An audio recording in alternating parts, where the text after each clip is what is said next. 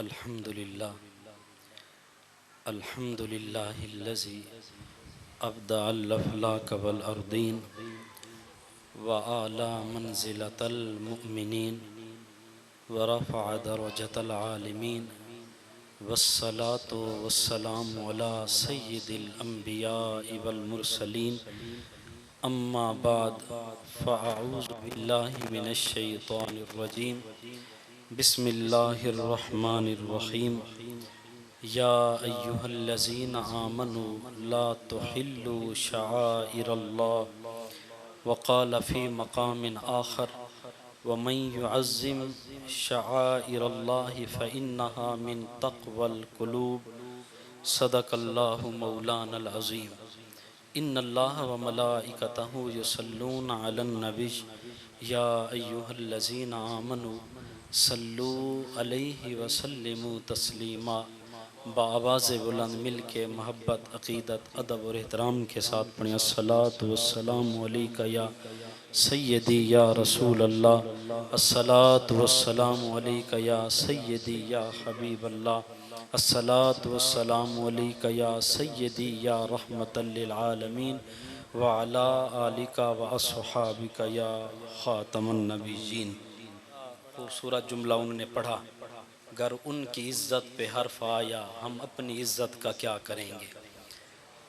तो शायद मैं जहन कुछ और बना के आया था और उसके बाद किबला बरादर मुकर्रम मौलाना ज़ियाउल हक बारवी साहब ने भी इसी मामले को लेके कुछ आगे पैगाम दिया, तो इसी सिलसिले को मैं तोड़ना नहीं चाहता, उसी को जोड़कर कुछ मारूज़ात आपके सामने पेश करता।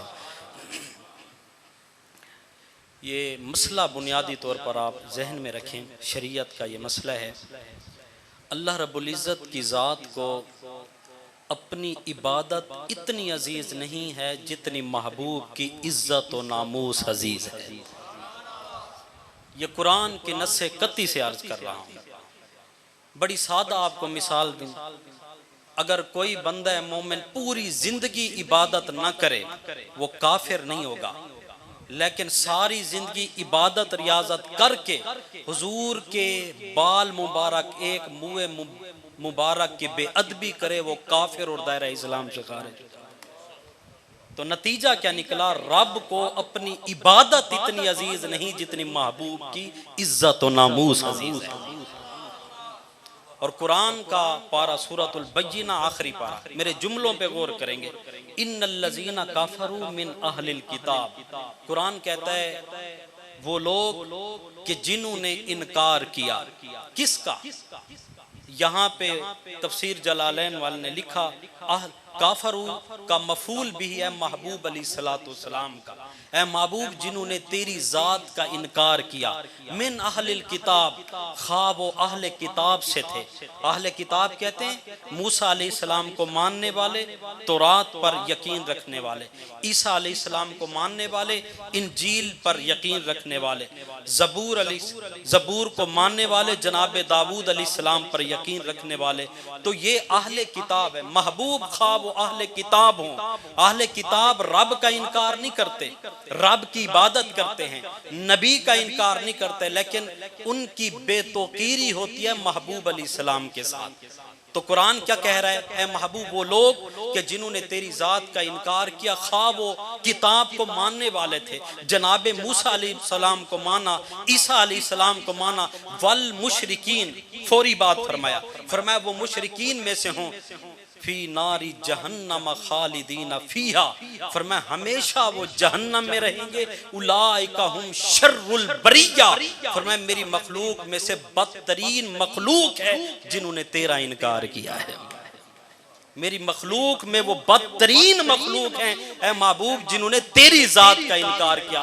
तो कुरान की इस नस्से कत्ती से अब देखें मुशरिकीन कौन है, जो अल्लाह की जात के साथ शरीक ठहराएं, लात मनात उज्जा हुबल को उन्होंने रब माना, तो वो भी बाद में है, लेकिन महबूब के मुनकिरों को वो खा मूसा अलैहिस्सलाम को मानने वाले थे, ईसा अलैहिस्सलाम को मानने वाले थे, तौरात और इंजील पे उनका ईकान और यकीन था, मगर उनकी बदबख्ती को अल्लाह ने पहले जिक्र करके फरमाया ये बदतरीन मखलूक हैं ऐ महबूब, इसलिए इन्होंने तुझे नहीं पहचाना। तो नतीजा क्या निकला, रब को अपनी इबादत इतनी अजीज नहीं है जितनी महबूब की इज्जत और नामूस अजीज है। तो इसलिए हुजूर की इज्जत और नामूस के हवाले से इंसान को मुदाहनत का शिकार नहीं होना चाहिए। मुदाहनत किसे कहते हैं? मुदाहनत कहते हैं कि दीन के हवाले से कोई आप बात सुने, हुजूर अलैहिस्सलाम की ज़ात के हवाले से बात सुने और कोई रोक टोक न करे, ऐसे शख्स को मुदाहिन कहा जाता है और इस अमल को मुदाहनत कहा जाता है। और कुरान करीम ने क्या कहा मुदाहनत के हवाले से? लोग कहते हैं ये जो मौलवियों की जिम्मेदारी है, हर बंदा मोमिन की ये जिम्मेदारी है मुदाहनत का शिकार ना हो दीन के मामले में। इसको वद्दू लौ तुदहिनु फयुदहिनुन, कुरान कहता है महबूब ये तो चाहते हैं आप नरम हो जाएं, ये भी नरम हो जाएंगे। ये भी कहते हैं कि आप भी मुदाहनत इख्तियार कर लें, हम भी मुदाहनत इख्तियार कर लेंगे। काफिर तो चाहते हैं, लेकिन महबूब आपने कोई कंप्रोमाइज नहीं करना इनके साथ। वद्दू लौ तुदहिनु फयुदहिनु, ये कुरान की नस्से कती है। तो आज हर दूसरा चौथा आदमी मुदाहनत का शिकार है। भाई कोई किसी को कुछ ना कहा जाए, खा वो हुजूर की इज्जत पे बात करे, बस खामोश रहना चाहिए। मेरे भाई मुदाहनत का इस्लाम के अंदर थोड़ा सा जरा बराबर भी इसकी गुंजाइश नहीं है। शरई तौर पर जो मुदाहनत का शिकार हो वो हराम का मुर्तकिब हो जाता है। वो बंदा हराम का मुर्तकिब होता है जो मुदाहिन बन जाए। क्यों बंदा मुदाहनत करता है? या तो उसके दुनियावी मफादात होते हैं या दीनी गैरत नहीं होती, ये दो चीजें। और तीसरा सबब होगा लोग दकियानूस कहेंगे, लोग कहेंगे भाई कदामत पसंद है, बड़ी शिद्दत पसंद है इसके अंदर। इस डर की वजह से ये तीन वजूहात हैं जिनकी वजह से बंदा मुदाहनत करता है। दीन के मामले में गैरत का मामला, उसकी जात को अगर गाली दी जाए तो पूरी जिंदगी बोलचाल खत्म। लेकिन हुजूर की इज्जत पे बात है, ये जो मौलवियों की जिम्मेदारी है। मेरे भाई ये कुरान की नस्से कत्ती से साबित है मुदाहनत की गुंजाइश बिल्कुल नहीं है शरीयत के अंदर। तो दीन का मामला जब भी है उसमें अपने मफादात को मद्देनजर न रखा जाए। हर दौर में होता रहा, मजहबी जमातें भी मुदाहनत का शिकार हुई। जब कादियानियों को उरूज मिला उस वक्त कई मजहबी जमातें थी। अमर तसरी ने कहा था कि कादियानियों के पीछे नमाज पढ़ी जाए, कोई हर्ज नहीं। उस वक्त गवर्नमेंट का जोर था, 10,000 उलमा को शहीद किया गया, आले सुन्नत के नौजवानों पे गोलियां बरसाई गई। उस वक्त जब कादियानियों को जोर था, ऊपर वज़रा थे। और फिर कुछ ऐसे भी थे जिन्होंने कहा अगर ये नबूवत का ऐलान कर रहे हैं तो हुजूर की खत्म नबूवत पे कोई फर्क नहीं आता। ये मुदाहनत का उस वक्त पीर मेहरे अली शाह साहब रहमतुल्लाह अलैह, पीर जमात अली शाह साहब रहमतुल्लाह अलैह, आला हजरत रहमतुल्लाह अलैह वो मुदाहनत का शिकार नहीं हुए। डट के उन्होंने इनका मुकाबला भी किया और हुजूर अलैहिस्सलाम की इज्जत और नामूस पे पहरा दे के। और दूसरा सबब होता है बंदा दीनी गैरत मौजूद नहीं होती। दीनी गैरत का होना यह भी ईमान का एक तकाजा है। ये एक हक बनता है कि हर बंदा मोमिन के अंदर दीनी गैरत मौजूद हो। मुझे बताएं कि हुजूर से बढ़कर रब को कोई जात है अजीज? हुजूर की जात से भी बढ़कर कोई चीज है? और उस मामले में भी आप मुदाहनत का शिकार हो जाएं और छोड़ दे भाई जो कुछ जो कोई कहता है कहता रहे। मेरे भाई इस मामले में नहीं, कोई कंप्रोमाइज वाली बात नहीं हुजूर की इज्जत और नामूस पर।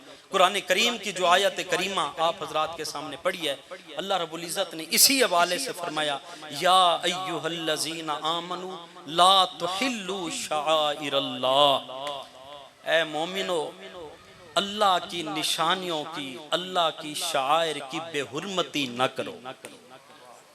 अल्लाह की निशानियों की बेहुरमती न करो। अब तीन लफ्ज़ हैं, आमनु, ला तुहिल्लु बेहुरमती ना करो, शाइर अल्लाह अल्लाह की निशानियां। इससे पहले एक सादा मिसाल आपको समझाऊं। जिस तरह एक मुल्क का एक हाकिम होता है, उस हाकिम की हुकूमत तो पूरी रियासत पर होती है, लेकिन पूरी रियासत के अंदर कुछ मकामात सरकारी होते हैं, कुछ वक्त सरकारी होते हैं, कुछ लोग सरकारी होते हैं और कुछ चीजें सरकारी होती हैं। ये चार चीजें ज़हन में रखें ताकि आपको मैं शाइर अल्लाह समझाऊं।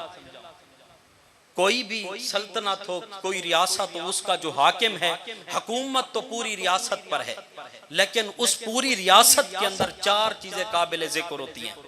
पहले नंबर पर मकानात कुछ सरकारी, दूसरे नंबर पर कुछ वक्त सरकारी, तीसरे नंबर पर कुछ लोग सरकारी, चौथे नंबर पर कुछ जगह सरकारी, चीजें सरकारी होती हैं।